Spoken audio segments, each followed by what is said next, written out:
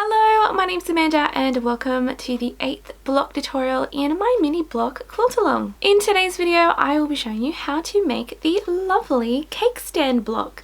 Now I'm going to be perfectly honest with you, this is one of the more trickier blocks we are making in this series, but don't let that scare you.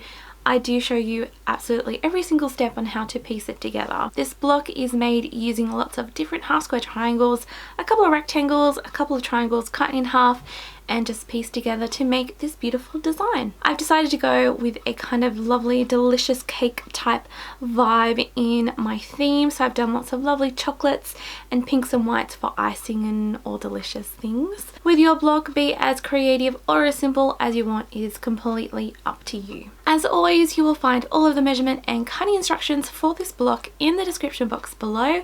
The link to the pattern sheet is there as well, it is on the top line as usual. So with all of that said, this is how we make the lovely cake stand block.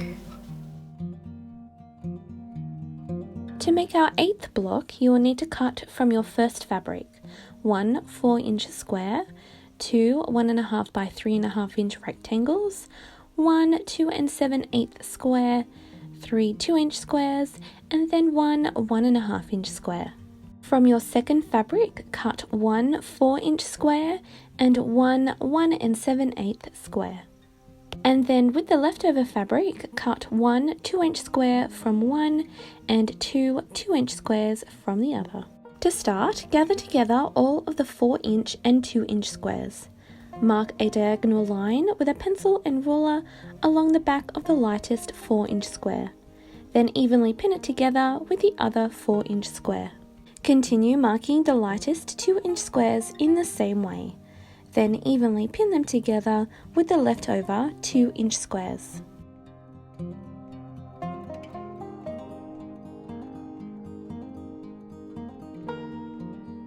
At the sewing machine, sew only 1 1/4-inch seam down the left-hand side of the pencil line on the 4-inch square, and then place it to one side. Sew through the 2-inch square pairs one at a time, sewing a 1/4-inch seam along either side of the marked line.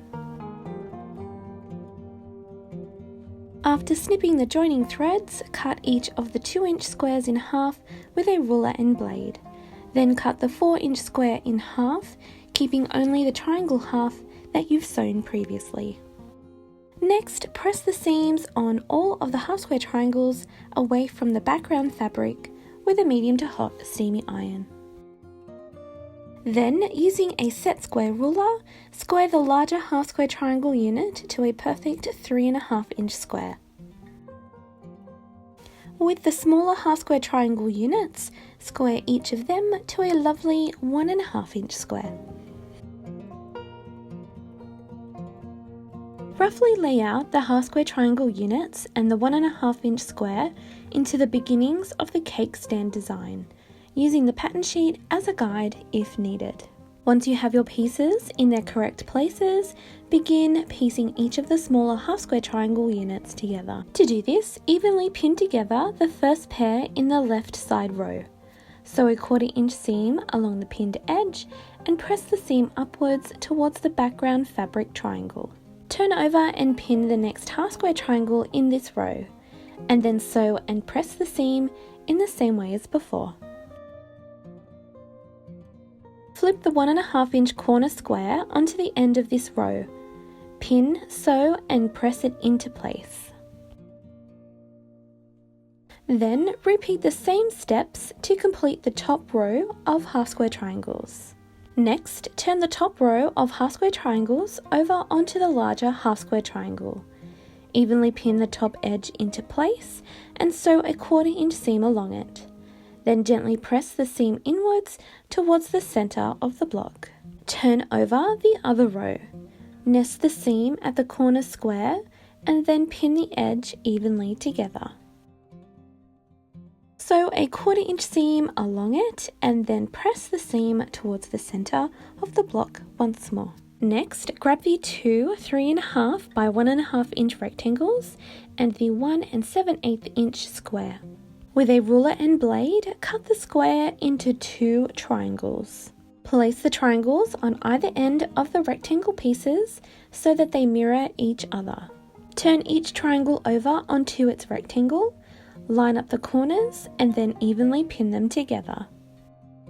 Sew a 1/4 inch seam along one end and then carefully feed through the next. Snip the joining threads and then press each seam outwards towards the triangle piece. Next, place these 2 units along the right hand side and bottom edge of the half completed block. Turn the right hand piece over first, evenly lining up the top corner with the blocks underneath. After pinning this edge together, sew a 1/4 inch seam along it and then press the piece outwards. Turn the bottom unit over and evenly pin it into place in the same way as the last. Sew a 1/4 inch seam from one edge to the other and then press it outwards once more. Then place the 1/4 inch seam allowance guideline on your ruler directly on top of where all the triangle units meet. Trim off the excess, leaving behind a 1/4 inch seam allowance.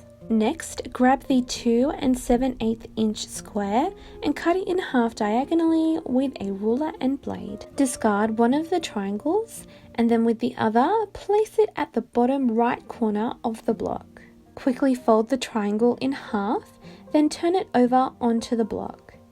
Match the fold line with the middle junction of the triangles and then evenly pin it into place. Sew one last 1/4 inch seam along this edge and then press the seam outwards towards the corner triangle piece. Then finally, square up the block to a 5.5 inch square using a set square ruler.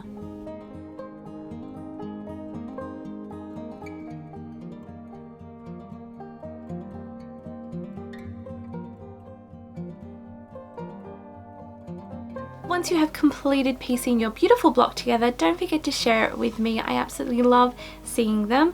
The best place to share your blocks with me is on Instagram using the hashtag AmandasMiniQAL and also tagging me at 3 3/4. I hope you all enjoy making this very scrumptious and lovely block, and as always, thank you all so much for watching, and I'll see you again another time very soon. Bye!